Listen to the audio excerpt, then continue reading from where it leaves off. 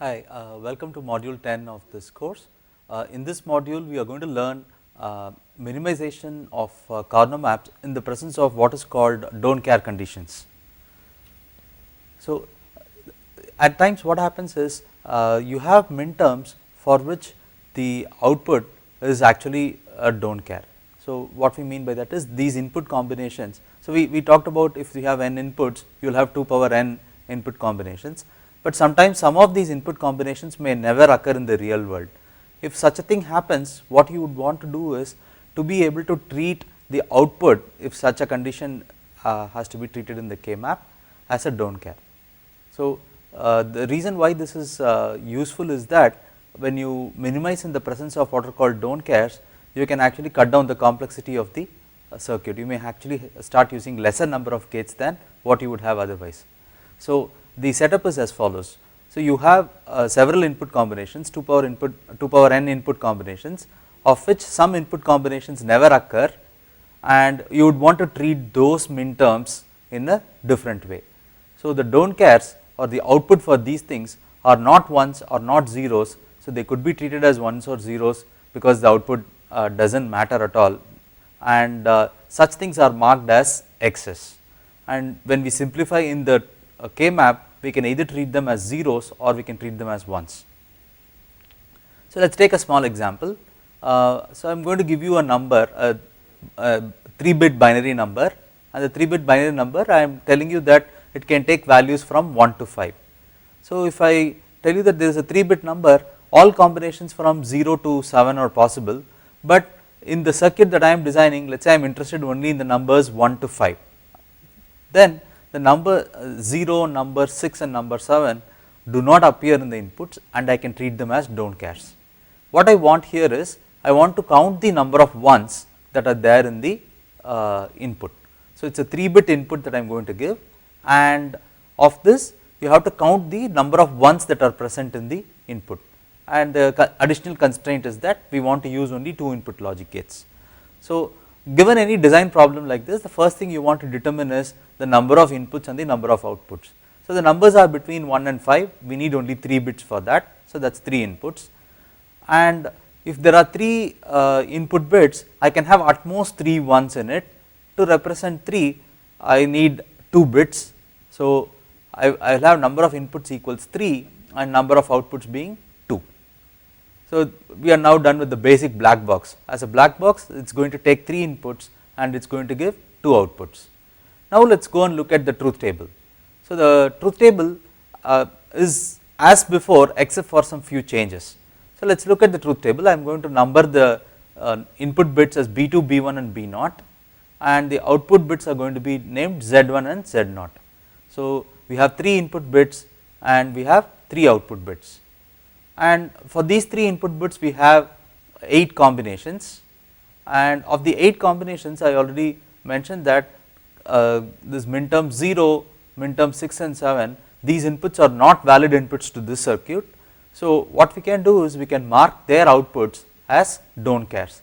So, Z1 is a don't care if the input combination is 0, Z0 is also a don't care if the input combination is 0. The same thing happens in these two.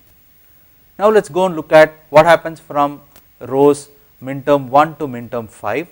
So, for minterm 1, if you go and count the number of ones, there is exactly 1 1. So, that is marked as 0 1. So, so is it for number 2 and number 4. So, number 1, number 2 and number 4 has only 1 1 in them. So, you have those rows with only 1 1. Number 3 and number 5 they have 2 ones in them. So, we have them as 1 0. So, the rest is don't care. Now, you want to go and minimize this. So, let us see how to do minimization of this. So, the first thing is there is nothing magical about these x's. You can do the same thing that you did for taking a truth table and entering them into a K map. So, as before we have B2 which goes along the rows and combinations of B1, B0 that goes along the columns, and notice that it is 0 0 0 1 1 1 1 0, and you take the entries from here and plug them here. So, you have x 1 0 1, that is how you should enter it, x 1 and then a 1 and then come back and fill in a 0, then 1 0. So, So, 1 0 x, come back and fill x. So, we have that now. Now, let us think about minimization of this. So, if I go and minimize this, you notice the ones that we have here are not adjacent to any other ones. So, if we want to write this directly, if I treat the x's as zeros, then I would not map this with anything, not group this with anything, not group this with anything. We will have 3 product terms in this. However, the moment we have x's, something interesting happens. So, first thing is, if you go and look at these two ones, they both have adjacent x's next to them. So, I can group this 4 together, and if you look at this one, it is adjacent to this x, I can group this together. So, what I am going to do is I am going to treat this x and this x as a 1. Remember, it is a do not care, I do not really care about the output if some other min term like 0, 6 or 7 comes through. So, I can as well go and treat them as 1s. So, if it is a junk input, you get garbage in and garbage out. So, in this circuit I am supposed to be taking only 1 to 5. If you feed 0 to this, then the output is not something that you can expect to be correct. So, now I can treat these x's as 1s, let me group them. So, when we group them, these 4 this quad, as we call it, this x 1, 1 and x is called a quad. So, in the quad we have 4 terms, and the quad minimizes to this term b naught complement. So, you can notice that. So, b2 is straddling across 2 rows. So, we cannot have b2 in the term. If you look at this column and this column, only b naught is remaining steady at its complemented value. So, you have b naught complement, and if you go and look at this grouping, again we have used x equals 1, x as 1 here. So, this belongs to the row b2 complement. So, that is 0 here, and then you have b1 complement coming from these 2 columns. So, the overall result is b naught complement plus b2 complement and b1 complement. The interesting thing to notice in this one is this x is not grouped at all. So, it is a do not care, and if we want to use it, we can use it as a 1, but if it is not going to help us, we do not have to use it at all. So, just taking this term and putting another product term is not necessary, because it is supposed to correspond to min term 7 anyway, and min term 7 is not a valid input. So, I can treat this x as 0 and leave it as it is.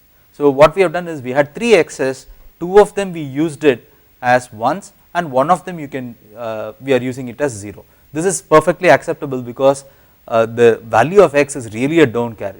We should be able to use any combinations of zeros and ones for the x's that are there. Now, let us go and look at Z1. For Z1, the table is as follows. So, you have 2 1s. So, there are only 2 places where there are 1s, and there are 3 places where there are zeros. So, we have them, the rest are x's. Now, again, if we had not done any minimization with do not cares, this will be an individual term and this will be an individual term, and you would have 2 product terms, and the 2 product terms would each have 3 literals in them. So, this will have a literal which is b2 b1 complement b naught, and this one would have been b2 complement b1 b naught. So, each one would have had more literals in them. Now, let us see what happens to the grouping. So, this setup, this red one, so there are 2 kinds of groupings that are shown here. One grouping that is shown in red is the sum of products, and the one that is shown in green is the product of sums. So, let us start with the sum of products. So, this x, if I treat it as 1, I group it together, that will cut down one term, and again I can do the same thing here. So, this term is b2 and b1. So, this term, the horizontal one is b2 and b naught, and this one is b1 and b naught. So, that is what we have here. So, this is b1 b naught, this is b2 b naught. So, the sum is given here. So, it is sum of products. In the same picture, you can also notice that if you have zeros, you can group them together. So, I have these 3 blank positions which are zeros, and we have 2 x's in the 2 corners, and this makes a quad of zeros. So, if I treat this x as a 0 and this x as a 0, we get a quad of 4 terms, that is a 0, and then this 0 can be grouped with the 0 which is neighboring to it, and this gives us this expression. So this quad is just B naught, because if you notice this is straddling across these two rows, so B2 cannot appear, it is straddling across the first and last column where B naught is steady and it is marked as 0. So it comes in the uncomplemented version, and this one is in the row corresponding to B2, and you get B1 from these two columns here. So it is B2 or B1. So it's actually, you can also verify that these two are the same. So what this picture is showing is that the don't cares can be used as ones or zeros. You usually treat x's as zeros where if you want to combine them if you want to get product of sums. You will start treating x's as ones and combine them if you want to do sum of products. And in either one you can actually leave out x's if it is not going to help in minimizing anything. So for example, in this one we notice that this x is not adjacent to any 1, there is no point in treating this x as a 1, we instead treat it as a 0. So this is the gate level implementation for this circuit. We have B2, B1, B0 going into this part of the circuit as well as this part of the circuit, and it is a straightforward 2 input implementation of the circuit. So let us look at another example here. In this example we are going to design a circuit that will increment a BCD digit by 1. So BCD stands for binary coded decimal, and I will show you what it is in the piece of paper soon. So binary coded decimal, we are given an input which is binary coded decimal, and we are going to increment it by 1 and produce another output binary coded decimal digit. So let us look at what a BCD is. BCD stands for binary coded decimal. So let us look at this number called 45 here. So 45 in BCD is as follows: you take that number 4 and you write the binary equivalent of it, which is 0100, and you take the number 5, you write the binary equivalent of that, which is 0101, and if you put them together or concatenate them, you get the sequence 0100 0101, and that is the binary coded decimal representation of 45. So what you do is you take the decimal digits, and for each digit you put the 4-digit representation for it, and you put it from left to right. That is called BCD. So remember, BCD is not the same as binary representation. If you look at 45, the binary representation of 45 is not this. So 45 represented in binary is given here. So this is 32 plus 8 40, then 44 45. So this is 45 in binary. So if you notice, this 45 base 10, this has positional information. So this starts with 2 power 0, 2 power 1, 2 power 2 and so on, whereas this one is not positional. This, you do not assign weights to each of the bits and add them up. So binary coded decimal is slightly different. So let us switch back to the problem statement. So in the problem statement what we have is, we say that we want a circuit that will increment a BCD digit by 1 and produce an output BCD digit. So let us see how that can be done. So first of all, if you notice, the decimal can only be from 0 to 9, and when we increment, 0 will increment to 1, 1 will increment to 2 and so on, and 9 will increment to 0. So this is what we want. So we have rows from 0 to 15 here. So 0000 stands for decimal 0 here, and when we increment we get decimal 1. So when we increment decimal 7 we get decimal 8, when we increment decimal 8 we get 9. However, when we increment decimal 9 we get decimal 0. So imagine this is like a speedometer rolling from 9 to 0, right? That is what we are having here. So in the binary coded decimal, each decimal gets one 4-bit value, right? So number 10, 11, 12 and so on. So this combinations min term 10 to min term 15 cannot happen because a single digit cannot be 10. So 10 is actually 2 digits, one followed by a 0. So you cannot have a single digit with 10. So the circuit is asking to take a BCD digit and increment by 1. So in this case it is natural to see that the cases from min term 10 to min term 15 are all don't cares. So that is what we have now. So now let us go and put them in tables. I have already done that for you here. So there are 4 bits W, X, Y and Z, and they are put in their respective tables. In all of these I have used AB along the rows and CD along the columns, and the tables you can see them here. So they are also grouped in place. So let us look at this one for example. This one can be grouped only with x, you cannot go to the third one because remember we have to group in terms of 2 only. So this 1 and x forms one thing, this x1 and xx actually forms a quad. So this is a very interesting example. There is 1 1, if you had left it alone it would have resulted in something, but then it is in the adjacency of 3 other x's which makes it a quad. So similarly if you go and look at these 2 ones here, this would have been a group of 2 ones if not for the 2 x's that we have used here. And in this example you have 2 ones here and 2 ones here, you would have actually made a quad combining these 2. However, because of the x's here and this one in the corner, we can group all of this into a group of 8. So this is the power that you get from don't cares. So notice again we have left out several x's ungrouped. It's just because there is an x you don't have to cover it. So I want to reiterate that point. So you put an x and if you want to cover it as a 1 you cover it, if you don't want it do not. You don't need to cover it as a term. So let us see the power of what we got from BCD. So I have written this down in a piece of paper. So let us look at W. If we had to minimize it without the usage of don't cares, we would have had this term A, B bar, C bar, D bar. This would have been one of the terms, and A bar, B, C, D would have been the another term. These are the 2 terms that would have been there. Both these terms would have been loners in the K map. So to implement this we would have needed 3 AND gates and 3 inverters.